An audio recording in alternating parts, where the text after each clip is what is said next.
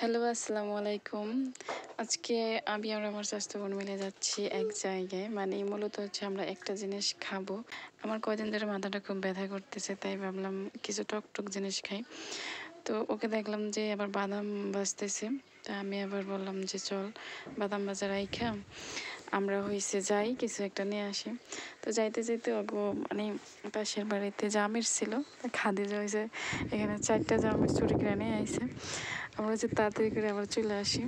আর আসার সময় এই যে দেখতেছেন একটা তার কাটা, এটার সাথে হচ্ছে আমার রানের মানে এক জায়গায় দিয়ে অনেকখানি চলে যায়। যে একটা কথা আছে না, যে লোভে পাপ আর পাপে হচ্ছে মিত্র। তো তারপরে হচ্ছে আমরা বাসায় আইসা পড়ে আর আইসা হচ্ছে নুন মরিচ নিয়ে খাইতে পারি। তো এটা কীভাবে কাটতে হয় আমি মানে তেমন জানি না, তবে মানে আমি যেভাবে পারছি সেভাবেই প্রথমে কাটছি। কাইটে খাওয়া দেখলাম যে এটা টক আবার হালকা মিষ্টি মিষ্টি লাগতেছে। লবণ মরিচটা ভালো করে গুলায় এনেছি। এটার মধ্যে নুন ছিল, চিনি ছিল, তারপরে মরিচ ছিল। খাইতে মিষ্টি মিষ্টি টক ঝাল লাগছিল, ভালোই লাগতেছিল।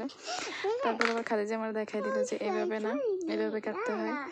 দেখেন এইভাবে কাইটা এইটাকে হচ্ছে এইভাবে মেইলা তারপর বেশি ফালাই দেওয়া। আর এইটা নিয়ে যদি লবণ মরিচ দিয়ে মাখায় খাওয়া যায় তাহলে সেক্ষেত্রে ব্যাপারটা আরও ভালো লাগে।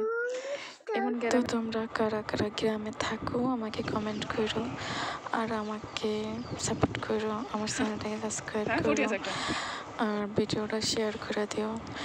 যারা যারা গ্রামে থাকতে পছন্দ করো তারা কমেন্টে